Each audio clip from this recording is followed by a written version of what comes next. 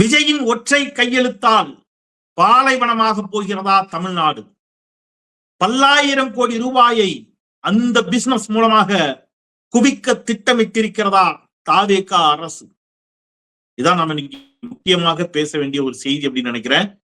லீக்கான அந்த வீடியோ இன்றைக்கு இந்த தாவேக அரசின் முகத்திரையை கிழித்து தொங்க விட்டிருக்கிறது. அந்த லீக்கான அந்த வீடியோ நீங்க பாத்தீங்களா? எத்தனை பேர் பாத்தீங்கன்னு தெரியல. அதையும் சேர்த்து அந்த வீடியோ நான் உங்களுக்கு காட்டுறேன். அனைத்தையும் சேர்த்து இன்றைக்கு இந்த வீடியோவில் நாம் பேச இருக்கின்றோம். மிக மிக மிக மிக மிக மிக முக்கியமானது ஒரு வீடியோவை முழுமையாக பாருங்கள். வீடியோவுக்குள் செல்வோம். அனைவருக்கும் வணக்கம். இது தமிழ் கேள்வி. மீண்டும் உங்களை சந்திப்பதில் மிக்க மகிழ்ச்சி. நான் செந்தில் வேல்வீச்சு. தமிழ் கேள்வியை மறக்காம சப்ஸ்கிரைப் செய்து பாருங்கள். உங்கள் பேராதரவை தாருங்கள் என்று கேட்டுக்கொண்டு, சாப்பாடு இல்லாம ஒரு மனுஷனால கொஞ்ச நாள் வாழ முடியும். ஆனா ஆக்சிஜன், மூச்சு காற்றும் தண்ணீரும் இல்லாமல் ஒரு மனிதனால் வாழ்வது அப்படிங்கிறது ரொம்ப சிரமம். தண்ணி, குடிக்கிற தண்ணி அப்படிங்கிறது ரொம்ப ரொம்ப ரொம்ப ரொம்ப முக்கியம் அப்படிங்கிறது உங்க எல்லாருக்கும் தெரியும், நம்ம எல்லாருக்கும் தெரியும். அந்த தண்ணீரை இன்றைக்கு அந்த தண்ணி, குடிக்கிற தண்ணி இல்லாம ஆக்குறதுக்கு ஒரு வேலையை இந்த அரசு செய்கிறது என்ற குற்றச்சாட்டு தற்போது எழுந்திருக்கிறது. டெல்டா மாவட்ட விவசாயிகள் வாயிலும் வயிற்றிலும் அடித்துக் கொண்டு முதலமைச்சர் அவர்களே இதற்கு பதில் சொல்லுங்கள் என்று கேட்டுக் கொண்டிருக்கிறார்கள். வழக்கம் போல் இந்த மாநிலத்தின் முதலமைச்சர் வாய் திறக்க மறுக்கிறார்.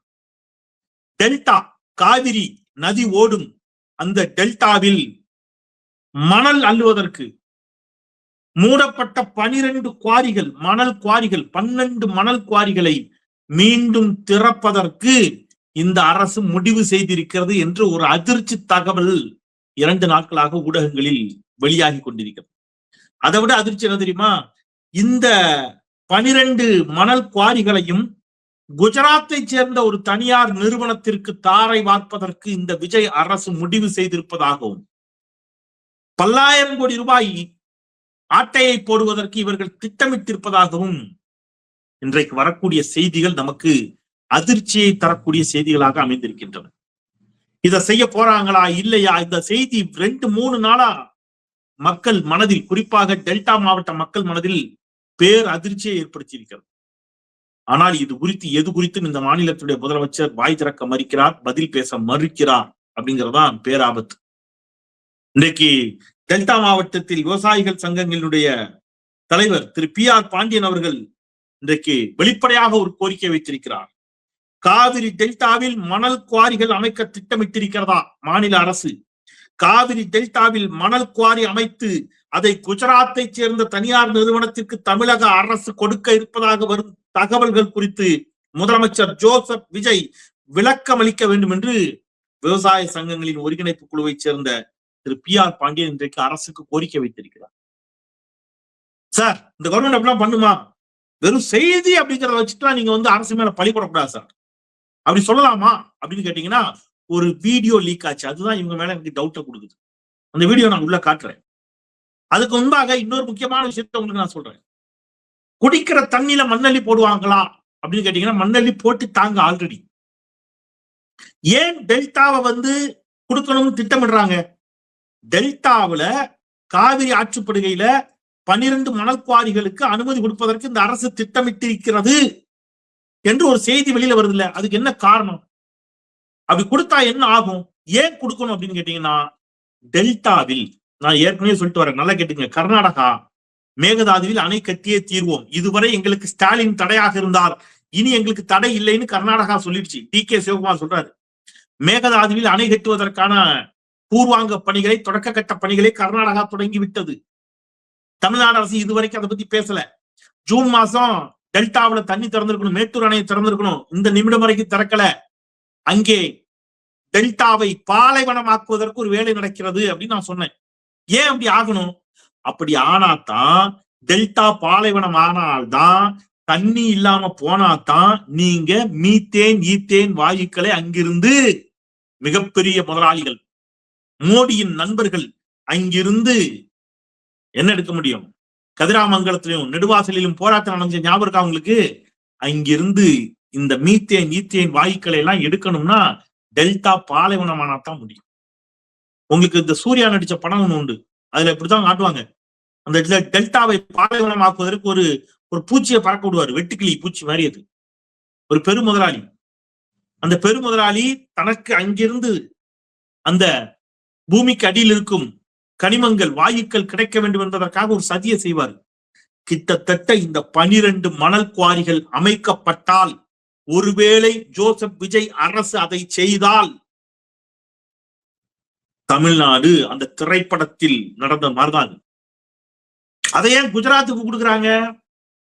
குஜராத் யாருக்கு? குஜராத் என்றாலே உங்களுக்கு யாரெல்லாம் நினைவுக்கு வருவா? எஸ், மோடியும் அமித்ஷாவும். அப்புறம் இன்னொருத்தர் நினைவுக்கு வரணும், அம்பானியும் அதானியும் இல்லையா? அதானி, மோடியின் நண்பர் அதானி, அமித்ஷாவின் நண்பர் அதானி. இவர்களுக்காக இந்த அரசு இதை செய்ய துடிக்கிறதா அப்படிங்கிற கேள்வி இன்றைக்கு பொதுமக்கள் மத்தியில் இந்த ஊடகங்களில் வெளியான செய்திகளின் வாயிலாக எழுந்திருக்கிறது. இதற்கு விளக்கம் அளிக்க வேண்டிய பொறுப்பு அரசுக்கு இருக்கிறது. அப்படி இல்லைன்னா இல்லைன்னு தெளிவுபடுத்தணும். ஆனா எதுவுமே சொல்ல மறுக்கிறார்கள். அப்ப ஏன் இந்த சந்தேகம் இன்னும் வலுக்குது அப்படின்னு கேட்டீங்கன்னா, உறுதிப்படுத்தப்பட்ட இது வந்து ஊடகங்களில் வந்த செய்தி. இப்ப நான் சொல்ல போறது அரசு அரசாணையை வெளியிட்டுடுச்சு, அறிவிப்பு வெளியிட்டுடுச்சு. என்ன தெரியுமா? சேலத்துல இதுவரைக்கும் தமிழ்நாட்டுல வீடுகளுக்கு குடிநீர் கொடுக்குறாங்க. சென்னையில மெட்ரோ வாட்டர் இருக்கும், ஊர்ல நீங்க எந்த ஊர்ல இருந்து பார்த்தாலும் உங்களுக்கு எல்லாம் மெட்ரோ வாட்டர் ஊருக்கு வரும். இப்ப திருநெல்வேலி எங்க மாவட்டத்துல எல்லாம் வந்து பாத்தீங்கன்னா தாமிரபரணி கூட்டு குடிநீர் திட்டம், அதுல இருந்து தண்ணீர் கொடுப்பாங்க. முதல் முறையாக இந்த தாவேக அரசு என்ன பண்ணிருக்காங்க தெரியுமா?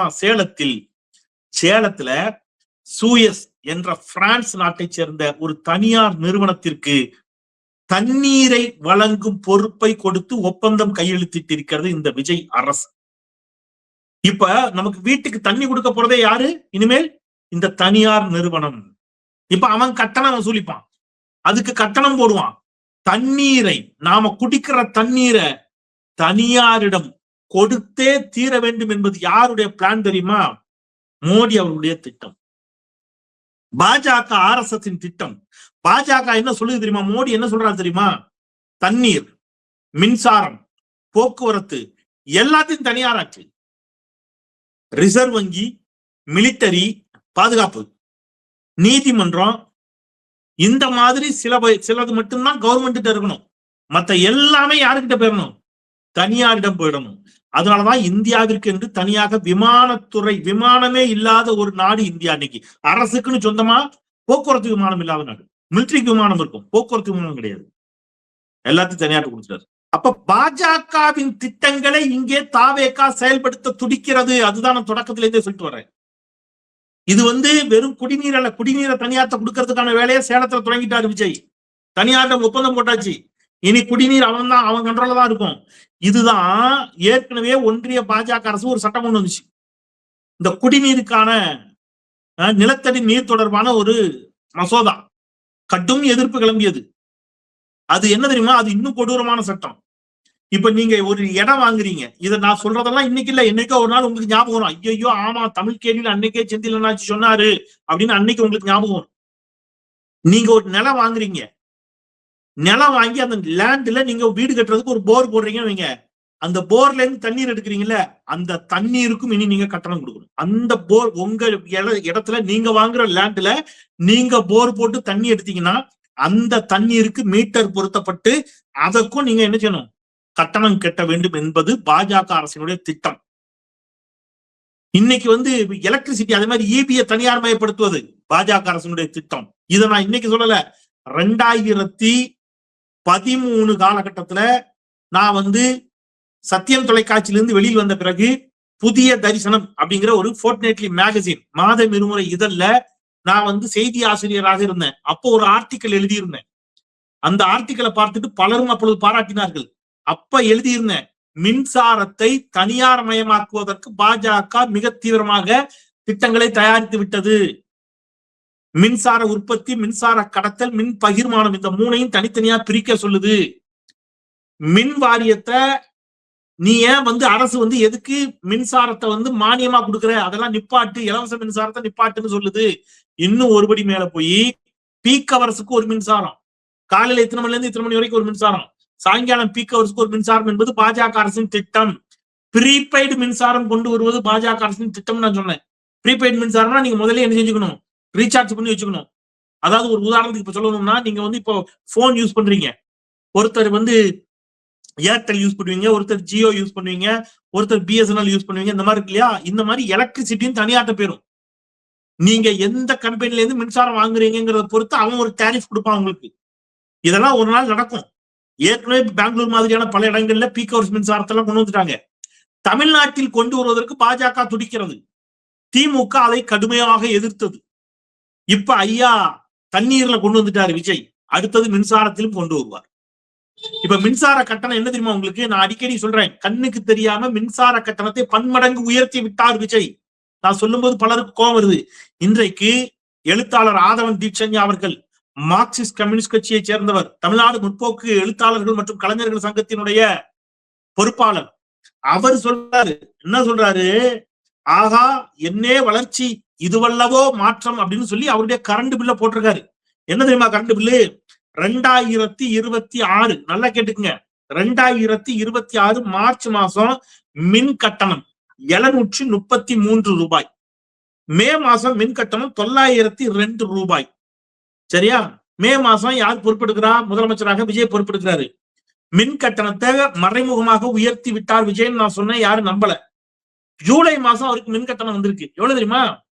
733 ரூபாய் வந்த இடத்துல 902 ரூபாய் வந்த இடத்துல ஜூலை மாசம் விஜய் ஆட்சிக்கு வந்த பிறகு மின் கட்டணம் 4146 ரூபாய்.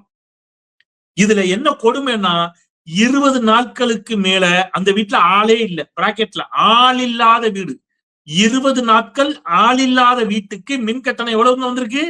4141 ரூபாய், 4146 ரூபாய். இது வல்லவோ மாற்றம் என்று அவர் கேட்டிருக்கிறார். இப்ப இது எங்க போய் முடிய போகுதுன்னு நான் இப்பயே சொல்றேன். தமிழ்நாட்டிலும் பீக் அவர்ஸுக்கு ஒரு ரேட்டு, நார்மல் அவர்ஸ்க்கு ஒரு ரேட்டு என்று பாஜக அரசினுடைய எல்லா திட்டங்களும் தமிழ்நாட்டிற்குள் வர தொடங்கியாச்சு. நீங்க நம்புனா நம்புங்க, நம்பாட்டி போங்க. பாஜக தன்னுடைய திட்டத்தை செயல்படுத்துவதற்கு விஜயை இங்கே முதலமைச்சராக்கி இருக்கிறது. நான் பகிரங்கமா சொல்றேன். அதனாலதான் நீங்க யூஜிசிக்கு என்ன செய்றீங்க? யூஜிசியில போய் கேக்குறீங்க கல்வி. நான் ஏற்கனவே தனியா ஒரு வீடியோ போட்டேன், அது ஒரு பக்கம் இருக்கட்டும். இப்ப பிரதான 3 சிக்கல்கள். 1, குடிநீர் தனியார்ட்ட கொடுத்தாச்சு. இனிமேல் தமிழ்நாடு முழுக்க அது தனியாருக்கு விரிவுபடுத்தப்படும். இப்ப சேலத்துல தொடங்கி இருக்கிறாரு விஜய், தமிழ்நாடு முழுக்க தனியார்ட்ட கொடுத்துருவாரு. அதுவும் பிரான்ஸ் கம்பெனி. அடுத்தது டெல்டாவை பாலைவனமாக்கும் சதி தொடங்கி விட்டது. அங்க கர்நாடகா நீர்ப்பாசனத்துறை அமைச்சர் சொல்றாரு, தண்ணீர் திறக்க வேண்டும் என்று கேட்டு தமிழ்நாடு அரசிடமிருந்து எந்த கோரிக்கையுமே வரலைங்கிறாரு. டெல்டா மாவட்டத்தில் விவசாயிகள் மாற்று விவசாயத்தை செய்யட்டும் என்று வேளாண் துறை அமைச்சர் சொல்றாரு. அப்போ அது போச்சு, விவசாயிகள் வாழ்க்கையில பெரிய சிக்கல். 2, மின் கட்டணம் 700 ரூபாய் 900 ரூபாய் அந்த இடத்துல 4000 ரூபாய் 5000 ரூபாய். கண்ணா பின்னான்னு மின் கட்டணம். நேற்று ஏற்கனவே ஒரு சாமானிய கூலி தொழிலாளி வீட்டுக்கு எவ்வளவு மின் கட்டணம் வந்துச்சுன்னு நான் எடுத்து போட்டேன். இன்னொரு பக்கம் சொல்லனா மின் தடை, கடுமையான மின் தடை, பல மணி நேரம் மின் வெட்டு. அப்போ ஒரு பக்கம் மின்சாரம் இல்ல, ஒரு பக்கம் கடுமையான மின் கட்டணம், இன்னொரு பக்கம் மக்களுக்கு கொடுத்த ஸ்டாலின் கொடுத்த மகளிர் விடியல் பயண பேருந்துகளை எல்லாம் நிறுத்துகிறார்கள். ஏன்? நான் திருப்பி சொல்றேன், பேருந்துகளையும் தனியார் மயமாக்குவதற்கான முயற்சி தொடங்க இருப்பதாக எனக்கு சில சந்தேகங்கள் எழுகின்றன. தமிழ்நாடு அரசு போக்குவரத்து கழகத்தை தனியார் ஆக்கணும் அப்படின்னு சில வேலை நடக்குது. அதுக்கு ஒரு காரணம் சொல்லட்டுமா? அந்த சந்தேகத்துக்கு பாஜக ஆதரவாக செயல்படக்கூடிய ஒரு தினசரி நாளேட்டில் ஒரு கட்டுரை வெளியாகுது. அந்த கட்டுரையில ஏன் போக்குவரத்து கழகத்தை தனியார் மயமாக்க கூடாது, ஏன் டாஸ்மாகை தனியார் மயமாக்க கூடாது, இதெல்லாம் எழுதுறாங்க. தனியார்னா வேற யாரு? வேற யாரு? அதான் உள்ள ஒருத்தர் இருக்காரு, பெரும் முதலாளி, அவருக்கு தான் எல்லாம். இது எதுவும் தெரியாம நாம இங்க என்ன உருட்டிக்கிட்டு இருக்கோம்? இதெல்லாம் மறைக்கிறதுக்கு ஒண்ணு பண்றாங்க. என்னன்னு? ஊழலற்ற ஆட்சி, ஊழலற்ற ஆட்சி. இங்க அடிப்படை போயிட்டு இருக்குது, ஊழலற்ற ஆட்சி அப்படின்னு ஒரு ஷோவை காட்டி எல்லாரும் ஏமாத்தி வைக்கிறாங்க. உள்ளபடியே ஊழலற்ற ஆட்சியா அப்படின்னா ஒரு வீடியோ இன்னைக்கு லீக் ஆயிருக்கு. அதுதான் அதிர்ச்சி தரும் வீடியோ. ஐயா விஜய் பதில் சொல்லணும், மாட்டிக்கிட்டாரு விஜய். இந்த வீடியோ, ஆடியோ கூட இல்ல, வீடியோ என்ன அப்படின்னு கேட்டீங்கன்னா, 1,30,000 லஞ்சம். எவ்வளவு? 1,30,000 லஞ்சம் வாங்குறாரு ஒருத்தர். யாருன்னு கேட்டீங்கன்னா, தாவேகாவுடைய ஊராட்சி மன்ற தலைவர். செங்கல்பட்டு மாவட்டம் மாம்பாக்கத்தில் சாலை பணிகளை நிறைவு செய்வதற்கான தொகையை விடுவிப்பதற்கு ரூபாய் 1,30,000 ரூபாய் லஞ்சம் வாங்குகிறார். யாரு? தாவேகா ஊராட்சி மன்ற தலைவர். யார்கிட்ட? ஒப்பந்ததாரரிடம். தாவேகா ஊராட்சி மன்ற தலைவர் பேரம் பேசிய வீடியோ மற்றும் யூபிஐ மூலம் பணம் பெற்றதற்கான ஆதாரம் வெளியாகி உள்ளது. என்ன சொல்றாரு, அவர் போய் ரூபா கொடுக்குறாரு, 30,000 1,30,000 1 லட்சம் ஏற்கனவே ஜிபே பண்ணிட்டானே அப்படின்னு சொல்றாரு. ஏற்கனவே 1 லட்சம் ஜிபே பண்ணி 30,000 கையில கொண்டு போய் கொடுக்குறாரு.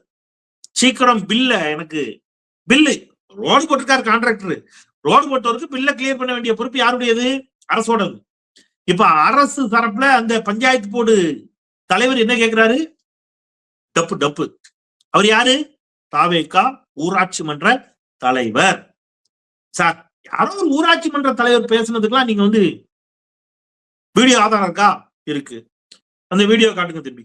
அவரு லஞ்சம் வாங்கின வீடியோ கண்கொள்ளா காட்சி நீங்க பாருங்க. இது வெறும் 1,30,000. இந்த வீடியோ நீங்க பாருங்க. அடுத்தது 100 கோடி ரூபாய் மேட்ரு, அறநிலையத்துறை மேட்ரு அது இருக்குது, அதையும் நான் பேசுறேன். இப்ப அந்த வீடியோ பாருங்க.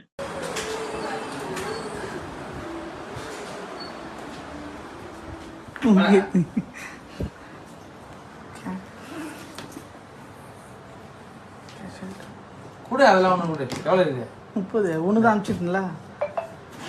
இது என்ன அக்கால சொல்ல கொடுத்தா செலவு வச்சுருவோம். இன்னைக்கு போட்டு விட்டுனா டேய் போட சொல்றேன் நான் உண்மையிலே போடுறேன்டா. பாத்துட்டீங்களா ஐயா? இதான் ஆதாரம். ஊழலற்ற அரசு என்று பெருமை பீர்த்தும் விஜய் அவர்கள் இதற்கு இதுவரைக்கும் பதில் சொல்லல. சரி, இப்ப இதை விடுங்க. 100 கோடி ரூபாய் பிரச்சனைக்கு வருவோம். பழனி தண்டாயுதபாணி சுவாமி கோவிலில் அதற்கு சொந்தமான 1 ஏக்கருக்கு மேல இடம். அது ரொம்ப முன்னாடி ஒரு புண்ணியமான என்ன பண்ணிருக்கிறாரு, கோயிலுக்கு பயன்படுத்திக்கணும்னு எழுதி கொடுத்துட்டு போயிருக்காரு. கோயில் செலவுகளுக்காக, திருக்கோவிலின் செலவுகளுக்காக அவருடைய லேண்டை எழுதி கொடுத்துட்டு போயிட்டார்.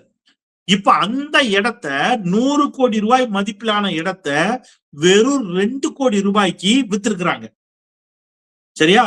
இந்த விற்பனை நடந்து பத்திரப்பதிவு நடந்திருக்கு. பத்திரப்பதிவு நடக்கிற அன்னைக்கு அந்த பத்திரப்பதிவு அலுவலகத்தின் சார் பதிவாளர் கரெக்டா லீவுக்கு போறாரு.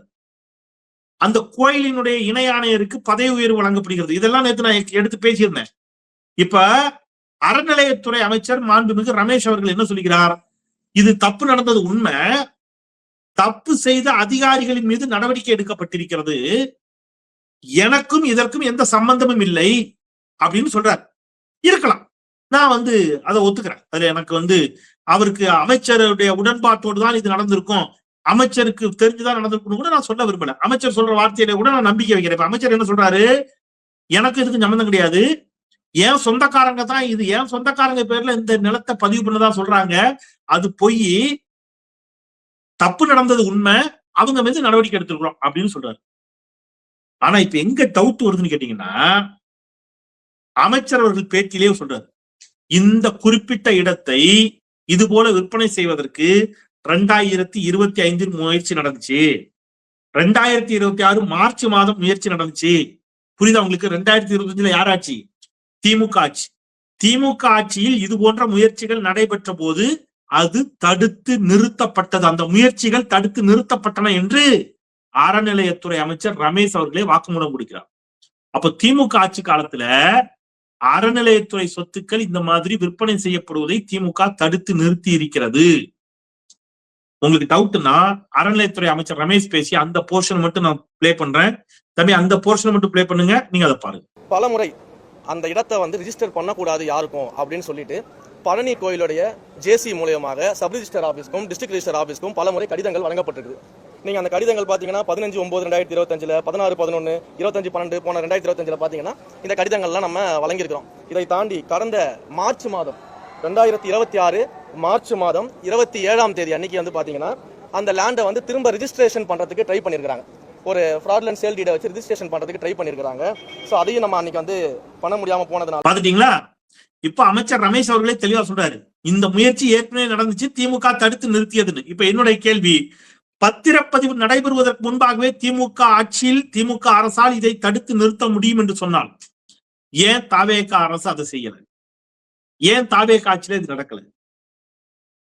அப்போ எப்படி இது அது எப்படி சப் ரிஜிஸ்ட்ரார் கரெக்டா லீவ்ல போறாரு, அந்த குறிப்பிட்ட அதிகாரிக்கு பதவி உயர்வு கிடைக்குது, எல்லாம் ஒரே நாள் எப்படி நடக்குது? இது எதுவுமே அரசின் கவனத்திற்கு, தாவேக அரசின் கவனத்துக்கு தெரியாமலே தான் நடந்துச்சா அப்படின்னு நாங்க நம்பணுமா? சரி, அதையுமே நம்புறோம்ப்பா. நாங்க வச்சுக்கிறோம், அதையும் நாங்க நம்புறோன்னே வச்சுப்போம். இப்போ ஒரு விஷயத்துக்கு வாங்க, இதே விஷயத்த அப்படியே ஏவாவேலுக்கு பொறுத்துங்க. ஏவாவேலு விவகாரத்துல இப்ப லஞ்ச ஒழிப்புத்துறை போய் இப்ப இது நடந்துச்சு இல்ல, என்னத்துக்கு? ஒரு ஊர்ல ரோடு போடுறாங்க.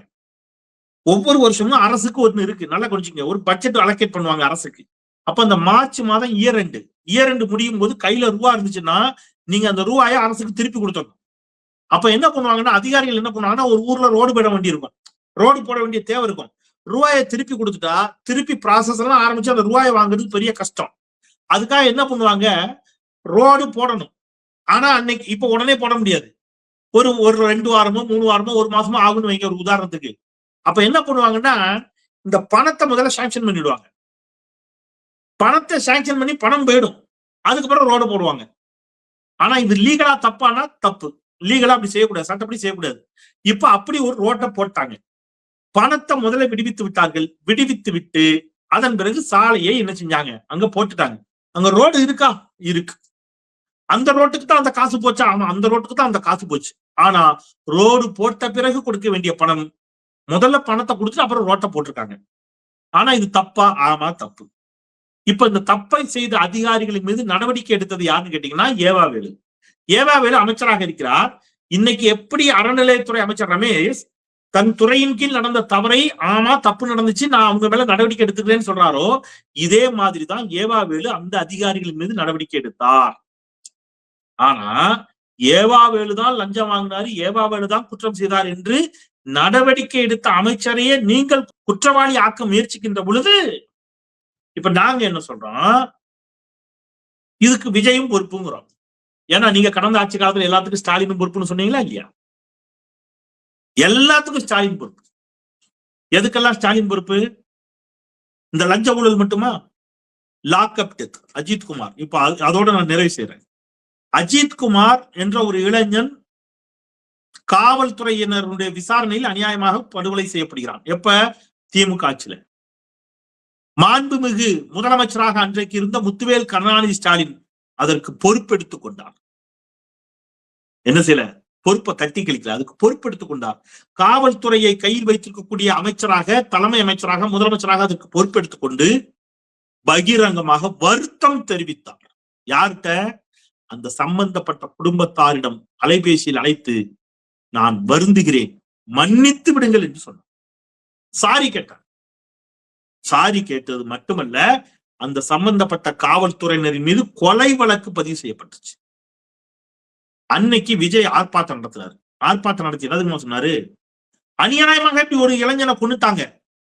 சிஎம் சார், உங்ககிட்ட ஒரு பதில் இருக்காது. உங்ககிட்ட என்ன பதில் இருக்கும்? சாரி சொல்லுவீங்க, அதிகபட்சம் நீங்க சாரி சொல்லுவீங்க. எங்களுக்கு சாரி தேவையில்லை, நீதி தேவை, அந்த இளைஞனின் உயிர் வேண்டும் அப்படின்னு கேட்டீங்க. விஜய் அவர்களே, உங்கள் வாயில் இப்பொழுது ஏன் வார்த்தை வர மறுக்கிறது? அன்னைக்கு பேசுனீங்களே, அவ்வளவு பேசுனீங்கல்ல, வாயாது அன்னைக்கு பேசும்போது சாரி சாரி மட்டும்தான் தெரியும் அப்படின்னு சொன்னீங்கல்ல, இப்ப அந்த சாரி கூட உங்க வாயிலிருந்து வரலையே. அன்றைக்கு பொறுப்பெடுத்துக் கொண்ட முதலமைச்சரை நோக்கி பொறுப்பெடுத்துக்கிட்டா போதுமா, சாரி சொன்னா போதுமான்னு கேட்டீங்க. இன்னைக்கு நீங்க பொறுப்பு கூட எடுக்கலையே. எங்க? நாகர்கோவில்ல குட்கா விற்பனை செய்ததாக சபரிவர்மன் அப்படிங்கிற சாமித்தோப்பு பக்கத்துல நாகர்கோவில்ல ஒரு இளைஞன் கைது செய்யப்படுகிறார். கைது செய்யப்பட்டு அவரு சப்ஜெயிலுக்கு அனுப்பப்படுறாரு. இது சப்ஜெயிலுக்கு அனுப்புற அளவுக்கான பெரிய குற்றமா? அனுப்பிட்டீங்க. சப்ஜெயிலுக்கு அனுப்பின அவர் இவ்வளவுக்கு மாற்றுத்திறனாளி. அவரை அநியாயமாக அட்டிச்சே கொண்டிருக்குது இந்த விஜய் அரசினுடைய காவல்துறை, சிறைத்துறை. 19 இடத்தில் அவருக்கு காயம். அதோட கொடுமை என்ன தெரியுமா? இந்த விஜய் அரசினுடைய, ஜோசப் விஜய் அரசின் காவல்துறை என்ன சொல்லி தெரியுமா? அவங்க சகோதரிட்ட, அவங்க சகோதரி சொல்றாங்க, சிரிச்சுக்கிட்டே சொல்றாரு போலீஸ்காரரு, அவன் செத்துட்டான் அப்படின்னு சிரித்து கொண்டே சொல்லுகிறார் என்று சொன்னார். அந்த சகோதரிக்கு எவ்வளவு வேதனை இருக்கும். சிரிச்சுக்கிட்டே சொல்றாரு அவன் செத்துட்டான்னு. ஜோசப் விஜய் அவர்களே, ஒரு சாரி கூட உங்களால சொல்ல முடியாதுல்ல. சாரி சொன்ன சிஎம் ஸ்டாலினை பார்த்து அன்னைக்கு எள்ளி நகையாடி விட்டு இன்னைக்கு நீங்க இதெல்லாம் எங்க கொண்டு போய் சொல்றது? இப்ப அந்த சகோதரி பேசின வீடியோ பாருங்க கொஞ்சம், தயவு செய்து அதை போடுங்க. இங்க வந்து போலீஸ்ல கேட்டா எங்க தம்பியை காணீங்க, என்னங்க ஆச்சுன்னு கேட்டானா சிரிச்சுக்கிட்டே சொல்றாரு அவன் செத்துட்டான், அவனுக்கு வந்துட்டு செத்துட்டு அவனுக்கு பார்க்க முடியாது, போஸ்ட்மார்ட்டத்துக்கு கொண்டு போய். பாத்துட்டீங்களா அந்த சகோதரி எவ்வளவு வேதனையோட பேசுறாங்க. இப்ப எனக்கு ஒரே ஒரு கேள்விதான். அன்றைக்கு எதிர்கட்சி தலைவர் உதயநிதி ஸ்டாலின் ஒரு கேள்வி எழுப்பியிருக்கார். தடை செய்யப்பட்ட குட்கா பொருட்களை விற்பனை செய்ததற்காக ஒரு இளைஞனை கைது செய்து நீங்க அடிச்சே கொல்லுவீங்கன்னு சொன்னா, இந்த குட்கா வழக்கில் தொடர்புடைய குற்றம் சாட்டப்பட்டு சிபிஐ விசாரணையை எதிர்கொண்டிருக்கக்கூடிய சி விஜயபாஸ்கர் மட்டும் கட்சியில சேர்த்துப்பீங்களா? 1. 2, தடை செய்யப்பட்ட குட்கா போன்ற பொருட்களை கடையில் வைத்து விற்பனை செய்வதற்காக சபரிவர்மன் என்ற இளைஞனை உங்கள் போலீஸ் அடிச்சே கொல்லும்னு சொன்னா, கஞ்சா கடத்திய தாவேகா நிர்வாகி சேலம் மாவட்டம் சங்ககிரி அருகே 12.5 கிலோ கஞ்சா கடத்திய வழக்கில் தாவேகா நிர்வாகி பூபதி ராஜா உள்ளிட்ட 6 பேர் கைது செய்யப்பட்டு சிறையில் அடைக்கப்பட்டார்கள். இப்ப இவங்களையும் அடிச்சு கொள்ள முடியல? ஏன் தாவேகாரங்க விட்டுருவீங்களோ? மத்தவனா ஏழைப்பாளையன்னா நீங்க அடிப்பீங்கன்னா, தாவேகாரங்க செஞ்ச தப்பெல்லாம் சொல்லட்டுமா? இதுல யாரெல்லாம் கொல்ல போறீங்க? இப்ப யாரெல்லாம் அடிச்சு கொள்ளுவீங்க? குட்கா கடத்திய கார்ல குட்கா கடத்திய தாவேகா பிரமுகர் நிர்வாகி கார் போது 100 கிலோவுக்கு மேல குட்கா பல்லடம் அருகே, அந்த தாவேகா நிர்வாகி என்ன பண்ண போறீங்க? வரிசையா நான் சொல்றேன், இவங்களெல்லாம் என்ன செய்ய போறீங்கன்னு சொல்லுங்க. தூத்துக்குடி திருச்செந்தூர் அருகே ரூபாய் 72 லட்சம் மோசடி செய்த வழக்கில் தாவேகா நிர்வாகி ராஜா என்பவர் கைது. தூத்துக்குடியில் ஆன்லைன் லாட்டரி விற்பனை செய்த தாவேகா நிர்வாகி ராம்குமார் கைது. சேலம் சங்ககிரி அருகே கஞ்சா கடத்திய தாவேகா நிர்வாகி கைது. செயின் பறிப்பில் ஆரணி அருகே லிப்ட் கொடுப்பது போல் நடித்து மூதாட்டியிடம் 3 சவரன் தங்க செயினை பறித்த தாவேகா பிரமுகர் கௌதம் கைது. வரிசையா செயின் பறிக்கிறவன், பொம்பளை பிள்ளை வீட்டுல போய் தப்பா பொம்பளை பிள்ளைங்க கிட்ட பிஹேவ் பண்றவன், பாலியல் ஆபாச வீடியோக்களை எடுத்து அந்த பெண்களை மிரட்டி பாலியல் தொழிலுக்கு அனுப்பினவன், இவன் அவ்வளவு பேர் உங்க கட்சி நிர்வாகி. கஞ்சா கடத்தினவன், குட்கா கடத்தினவன், இவன் எல்லாம் உங்க கட்சி நிர்வாகி. இப்ப இவன் என்ன பண்ண போறீங்க? இன்னைக்கு ஈரோட்டுல குட்கா விற்றதாக கைது செய்யப்பட்ட தாவேகா நிர்வாகி அருணை சொந்த ஜாமீன்ல அப்பொழுதே விடுவிக்கிறது. சொந்த ஜாமீன்ல அப்பொழுதே விடுவிக்கப்படுகிறார் அவர். யாரு? தாவேகா நிர்வாகி. அப்ப தாவேகா நிர்வாகினா சொந்த ஜாமீன்ல விட்டுருவீங்களா? தாவேகா எம்எல்ஏ மீது பாலியல் குற்றச்சாட்டு, நடவடிக்கை கிடையாது. தாவேகா அமைச்சர் போதை மாத்திரையை பயன்படுத்தினார் என்ற குற்றச்சாட்டு, அது குறித்து விசாரணையே கிடையாது. என்ன சார், என்ன அநியாயம்? 100 கோடி ரூபாய் இடத்தை அநியாயமாக 2 கோடி ரூபாய்க்கு வச்சிருக்கிறார்கள் என்ற குற்றச்சாட்டு, அதன் மீதான குறைந்தபட்ச டிவிஎஸ்சி லஞ்ச ஒழிப்பு காவல்துறை புகார் வழக்க பதிவு செஞ்சு அத்தனை பேரையும் விசாரிக்கணும். விசாரிப்பீங்களா? மாட்டீங்க. அப்போ ஒரு இளைஞனை கைது பண்ணி அவனை இன்னைக்கு அடிச்சு கொண்டு விட்டீங்க. அதுக்கு ஒரு சாரி கூட உங்களால சொல்ல முடியாது. கடந்த காலத்தில் சாரி சொன்ன ஸ்டாலின் அவர்களை நீங்க எள்ளி நகையாடுவீர்கள் அப்படின்னு சொன்னா, இந்த ஆட்சியில நல்லா குறைச்சுங்க. லஞ்சம் ஊழல் தலைவிரித்தாடுது, போதைப் பொருள் தலைவிரித்தாடுது. போதை ஊசி போன்ற போதைப் பொருட்களை பயன்படுத்தி, கடுமையான போதைப் பொருட்களை பயன்படுத்தியவர்கள் தொடர்ந்து அடுத்தடுத்து மரணம் என்ற செய்தி வருகிறது. நேத்து முந்தானால் ஒரு பையன் இறந்தான செய்தி, போதை ஊசி பயன்படுத்தி. அப்ப போதைப் பொருட்கள் கட்டுக்கடங்காமல் உலா வருகின்றன. பாலியல் தொல்லைகள் அதிகமாகி இருக்கிறது. இவ்வளவுக்கு மத்தியில் லாக்அப் டெத்து. இது எதை பத்தியும் கவலைப்படாம டெல்டாவில மணல் அல்லாட்டா, காவிரியில தண்ணி வந்தா என்ன, வராட்டி என்ன, தண்ணீர் கொடுப்பதை தனியார்ட்ட கொடுத்துரு, கரண்ட் பில்லை ஏத்தி விட்டுரு, இவ்வளத்தையும் பண்ணிட்டு நீங்க அப்பப்ப ஹாய் குட்டீஸ், ஹாய் செல்லம்ஸ் அப்படின்ட்டு ஒரு போட்டோ போட்டு நீங்க கையாட்டுறீங்க. இந்த தமிழ்நாடு மக்களும் அது என்னன்னே புரியாம அப்படின்னு ஒரு படத்துல வடிவேலு கடவுளை காட்டுன்னு கூட்டு போய் காட்டிடுவாரு. ஐயோ கடவுள் தெரியாதா எல்லாரும் ஐயோ கடவுளே அப்படின்னு கண்ணத்தை போட்டுருவான். அந்த மாதிரி ஒரு கூட்டம் உங்களை பார்த்த உடனே பரவச நிலைக்கு சென்று ஆஹா ஓஹோங்கிறாங்க. ஆனா இங்க விவசாயி செத்துக்கிட்டு இருக்காங்க. அந்த விவசாயியை பற்றி அழுவதற்கு நாதி இல்லை, கேட்பதற்கு நாதி இல்லை. காலம் இப்படியே இருக்காது. காலம் இப்படியே இருக்காது. மக்கள் நிச்சயமாக விழித்துக் கொள்வார்கள். திரை மயக்கத்திலேயே அவர்கள் மயங்கி கிடப்பார்கள். அவர்களை ஏமாற்றி பாஜகவின் சதி திட்டங்களை எல்லாம் தமிழ்நாட்டில் அரங்கேற்றலாம் என்று நீங்கள் ஆசைப்படுகிறீர்கள். அது ஒருபோதும் நடக்காது. உங்கள் முயற்சி ஒருபோதும் வெல்லாது. நிச்சயமாக இங்கே மக்கள் உங்களுக்கு எதிராக பாஜக அரசின் திட்டங்களை செயல்படுத்த நினைக்கும் ஜோசப் விஜய் அரசுக்கு எதிராக மக்கள் அற வழியில் தங்கள் சீற்றத்தை வெளிப்படுத்துவார்கள். அன்றைக்கு நீங்கள் அவர்களுக்கு பதில் சொல்லியே தீர வேண்டும் என்பதை மட்டும் சொல்லி மீண்டும் ஒரு முறை தமிழ் கேள்வி சப்ஸ்கிரைப் செய்து பாருங்கள், உங்கள் பேராதரவை தாருங்கள் என்று கேட்டு விடைபெறுகின்றேன். குரலற்றவர்களின் குரலாய் நான் செந்தில். நன்றி.